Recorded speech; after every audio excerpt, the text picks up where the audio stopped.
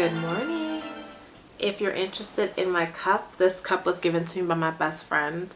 It's one of the Starbucks collection mugs, and it's from Beijing when she went to China. So I collect these from different states and all over the world, and so I was really excited when she went and got me this mug. I love it. It's beautiful. So good morning, everyone. It's very fitting that my best friend gave me this mug because what I'm talking about today has a lot to do with the conversations that we have with each other. We have a very good relationship, and we're able to open up and talk about things that may be a little painful and are extremely reflective. So this is something that she advised that I speak upon, and I agreed it's something that's important, and that is being able to be honest with yourself and real with yourself. Every now and then I do a self-inventory and I look at myself as a person and think about ways that I need to change. This typically happens after maybe a conversation with someone that maybe was a little uncomfortable or some sort of failure that happened in my life, and just look back at me, what I did, and how I could have done it better. The thing is, it's really easy to be able to look at yourself and think about how wonderful you are, all the great things about you. That's really easy. But it takes a special person to be able to look at themselves and say, I'm wonderful. Yes, I am. But these are some things that I need to fix about myself. The most important piece of self-reflection is looking at the areas of your life or your personality that are getting in the way of things that you want. So that could be a job, it could be a relationship, it could be fitting into certain kinds of clothes. Whatever area in your life that you're not where you want to be at, that's the area that you should be fixing. You really have to take responsibility for your faults. The first thing you can kind of do to look at your life is to think about what people say to you most often. And it could be at every job you've worked at, it could be in every relationship you've been in, it could be in every friendship you've been in. They've said something to you. And maybe you didn't take it to heart. Maybe you said, oh, whatever. But think about that one thing, because chances are if it's coming from more than one person, there may be some truth in it. Sometimes people say things to you and it kind of gets taken the wrong way because of the way it was delivered or the timing. However, it doesn't take away from the fact that it could have been true. For example, when I was really young, I must have been in like the third grade. People would always tell me, you have a big mouth. You have such a big mouth. People would always say that to me. Oh, it's your big mouth. I don't want to tell you because you got a big mouth. And I thought to myself, I don't have a big mouth. I don't tell your secrets. But then I started thinking to myself, even as a young girl, I was like, dang, maybe I do have a big mouth, because I would hear it from so many people. And of course, these were all of my peers. I wasn't hearing it from my mother or my family, but I was hearing it at school. And so I made it a point to make sure that when people told me things, I kept it to myself. And it was hard for me. It was so hard. Like, you wouldn't think that something like gossiping would be a big deal. It ruins friendships, relationships. It can definitely impact you in the workplace, but people love gossip. People love gossip. And I had no idea how much I loved it until I sat back and thought, you know what? If people are saying this, then I'm going to prove that I don't have a big mouth, and I'm going to keep everyone's secret. And so it can always start off as something small like that. The thing is, when you know your faults, when you know the areas that you struggle in, you can control them. That's why it's so important to take a look at yourself and try and pinpoint those areas. Because sometimes it is hard to look at yourself and say, oh, maybe I am a negative person. Or it could be something extreme like, gosh, maybe I do get jealous and want to steal people's boyfriends, because something small can turn into something big. So if you have a lot of issues with jealousy, you're always jealous, or you get so jealous that it drives you to do a lot of really crazy things, like maybe sleep with people's husbands, or anything that can be so destructive, then you working on that and you fixing that, you controlling that, allows for you to be able to be free.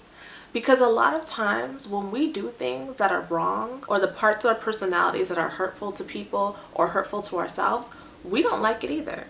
A lot of times we just don't want to face it, but we don't like it just as much as you don't like it. If you have a conscience, then you don't like doing things that hurt people. You don't like saying mean things. You don't like hurting people's feelings. You don't like ruining people's lives, whether or not you're doing it purposefully. Also, when you know your weaknesses and you know your faults and you really do take a look at yourself, you won't put yourself in compromising situations. So if you know that you have a problem with stealing people's men, right? Let's say you have a problem with that. If you're trying to change that, then you won't put yourself in that situation. So if someone introduces you to their boyfriend, you won't be all extra friendly. You'll try not to be alone with that person. You'll try not to have too many conversations about that person. You will do certain things to make sure that you are not putting yourself in any compromising situation. But you can't ever say to yourself, oh, I would never do that. Oh, that can never happen to me. The minute you say, even though I have a weakness in this area, I would never do this, that's when you open the door to all the possibilities. And that's when things actually happen. There are many jobs and there are many situations that people can put themselves in, and there can be temptation for all of your weaknesses to come out. If you work with a lot of money and you're going through a hard time, you may be tempted to steal some money. If you're in a position of power and people love you and people flock to you, you might be in a position to cheat on your spouse. These things are normal. And so you have to be vigilant in saying that I'm going to work on this so that this doesn't happen. So like I said, it can go from very small to very extreme. Regardless, it's going to impact your life and it could ruin your life. So the first thing that I do, and the most important thing I do, is pray.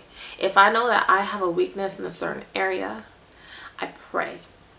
I pray before, I pray during, and I pray after. So let's say I'm prone to anger and arguments.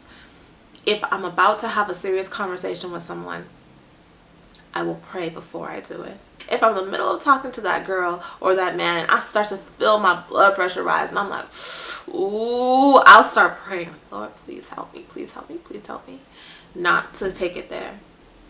And then I'll pray after and just ask for more strength. So prayer is a great way of just boosting up your spiritual immune system so that way you're not susceptible to so much poison. And so that way you can also have help in controlling your own action. Another thing that's really important for me is having some kind of a partner. I have my best friend. I have my sister. I have people who will check me when I am doing things I shouldn't be doing or putting myself in the same situations that I've been putting myself in forever. A lot of people don't have that. They don't have people who love them enough to say, you're messing up, or, you know, I really don't like when you do this, or you do this all the time and it's terrible. Some people don't have that. And some people do have that, but they get rid of those people because they say, oh, you know what? She's so negative. She's always saying bad things about me.